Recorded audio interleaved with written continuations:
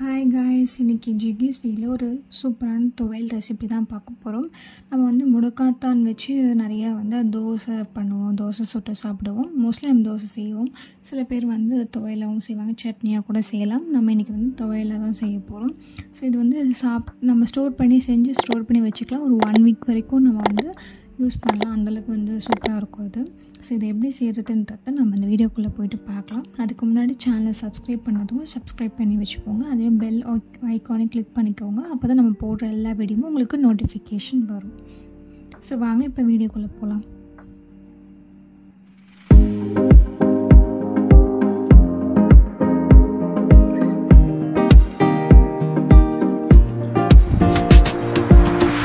இதுக்கு செய்யறதுக்கு ஒரு கடாயில் 2 டேபிள் ஸ்பூன் அளவுக்கு ஆயில் ஆட் பண்ணிக்கலாம்.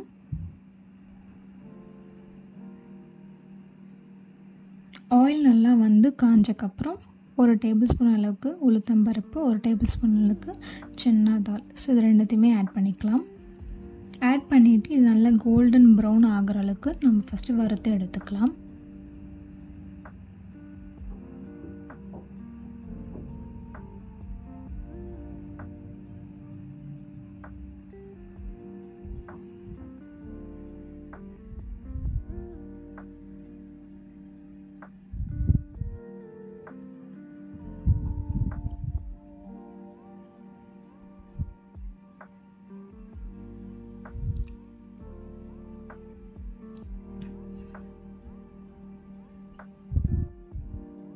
இப்போ இது கூட சின்ன பீஸ் 3 பீஸ் அளவுக்கு இஞ்சி, 8லேருந்து 9 பல் பூண்டு.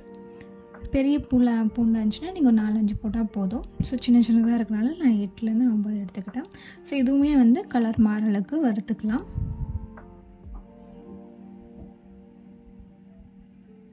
இப்போ இது கூட காரத்துக்கு தகுந்த மாதிரி ஆட் பண்ணிக்கோங்க. நான் 6 காஞ்ச மிளகாய் ஆட் பண்ணிக்கிறேன். இப்போ இதையும் நம்ம லைட்டாக கலரை விட்டுக்கலாம்.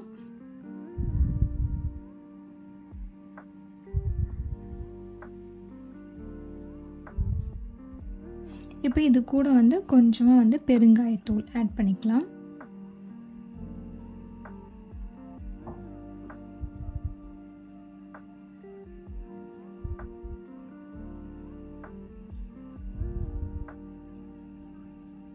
நீங்கள் இந்த மாதிரி செஞ்சு ஸ்டோர் பண்ணி வச்சுக்கிட்டிங்கன்னா நீங்கள் எல்லாத்துக்குமே யூஸ் பண்ணலாம். நம்ம இன்ஸ்டண்ட்டாக டக்குன்னு எடுத்து போட்டு சாப்பிட்டுட்டு போகலாம். வேலைக்கு போகிறவங்களுக்கு எல்லாமே இது ரொம்ப பெனிஃபிட்டாக இருக்கும், உடம்புக்கும் நல்லது. இது கூட ஒரு 8லேருந்து 9 பல் நம்ம தேங்காய் பீசஸும் அப்புறம் ஆம்லா சைஸ் அளவுக்கு புளி நம்ம ஆட் பண்ணிக்கலாம். ஸோ இது எல்லாத்தையுமே நல்லா வறுத்து எடுத்துக்கலாம். வறுத்து எடுத்ததுக்கப்புறம் ஒரு பிளேட்டில் மாற்றி அதை ஆற விட்டுடலாம். இப்போ அதே கடாயில் நல்லா க்ளீன் பண்ணிவிட்டு வாஷ் பண்ணி வச்சுருக்கிற முடக்கத்தான் இலையை ஆட் பண்ணிக்கலாம். நம்ம இந்த மாதிரி சாப்பிட்றப்போ நம்ம ஹெல்த்தியாகவும் நம்ம செஞ்சு சாப்பிட்ற மாதிரி இருக்கும். நம்மளுக்கு வேலையும் ஒரே டைம் செஞ்சு வச்சுட்டு ஒரு 1 வீக்குக்கு நம்ம இதை வச்சு நம்ம சாப்பிட்லாம். தொட்டுக்கெல்லாமே ஊறுகாய் மாதிரி நல்லா டேஸ்ட்டாக இருக்கும். இது ஒரு 7 நிமிஷத்துக்கு நல்லா அந்த இலையெல்லாம் சுருங்கி வர அளவுக்கு நல்லா அதை நல்லா நம்ம வறுத்து எடுத்துக்கலாம்.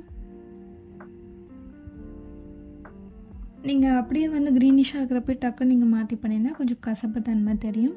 அதனால் நல்லா அது கலர் மாறுற அளவுக்கு நம்ம பண்ணிக்கலாம். அதுக்குன்னு ஓவர் குக் பண்ணாதீங்க. ரொம்ப கருப்பாயிடுச்சு அப்படின்னா அதுவுமே நம்மளுக்கு தெரிஞ்ச மாதிரி கசக்க ஆரம்பிக்கும்.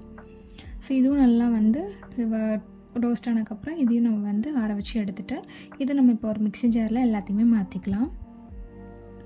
இப்போ இதுக்கு தேவையான அளவுக்கு உப்பு ஆட் பண்ணிவிட்டு இது நல்லா ஒரு கோர் பேஸ்ட்டாக நம்ம அரைச்சி எடுத்துக்கலாம். பிகாஸ் நம்ம துவையலாக செய்கிறதுனால சட்னியாக செய்கிறீங்கன்னா இன்னும் நீங்கள் சாஃப்டாக கூட அரைச்சி எடுத்துக்கோங்க. இப்போ அதே கடாயில் ஒரு 3 டேபிள் ஸ்பூன் அளவுக்கு தாராளமாக எண்ணெய் விட்டுக்கலாம். ஏன்னா துவையல் நம்ம கொஞ்சம் ஸ்டோர் பண்ணி வைக்க போகிறனால கொஞ்சம் எண்ணெய் விட்டு நம்ம நல்லாவே அதை ஸ்டோர் பண்ணி வச்சுக்கிற அளவுக்கு எண்ணெய் விட்டு கொஞ்சம் நம்ம வதக்கி எடுத்துக்கலாம். அதை இப்போ இது கூட ஒரு 1/2 டீஸ்பூன் அளவுக்கு கடுகு நல்லா பொரிஞ்சக்கப்புறம் கருவேப்பிலை ஆட் பண்ணிக்கலாம். இப்போ கருவேப்பிலை லைட்டாக கலர் மாறினதுக்கப்புறம் இது கூட நம்ம ஆல்ரெடி அரைச்சி வச்சுருக்க பேஸ்ட்டை இது கூட ஆட் பண்ணிடலாம்.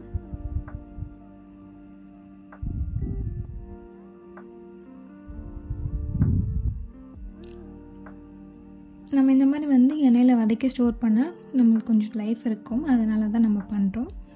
எண்ணெய் கொஞ்சம் தாராளமாக விட்டு நீங்கள் நல்லெண்ணெயில் கூட வந்து இந்த மாதிரி வதக்கி வச்சுக்கலாம், அது இன்னுமே டேஸ்ட் நல்லாயிருக்கும். இப்போ இது கூட வந்து மிக்சியில் இருக்கிற அந்த கொஞ்சம் அந்த பேஸ்டர்ஸ் எல்லாம் இருக்கும் இல்லைங்களா, அது வந்து தண்ணி கொஞ்சம் விட்டு அதை கழுவி நம்ம இதில் கூட ஆட் பண்ணிக்கலாம். இப்போ அந்த தண்ணிலாம் வந்து நல்லா வற்றிட்டு எண்ணெய் பிரிஞ்சு வர அளவுக்கு நம்ம வந்து இதை நம்ம வதக்கி எடுத்துக்கலாம். ஸோ அவ்வளோதான் வந்து ஒரு சூப்பரான முடக்கத்தான் துவையல் வந்து ரெடி ஆகிடுச்சு. கண்டிப்பாக டேஸ்ட் வந்து பயங்கரமாக இருக்கும், ஹெல்த்தியாக இருக்கும். நீங்கள் இது முடக்கத்தான் தான் அப்படின்றதே உங்களுக்கு தெரியாது, அந்தளவுக்கு நல்லாயிருக்கும் டேஸ்ட்டாக.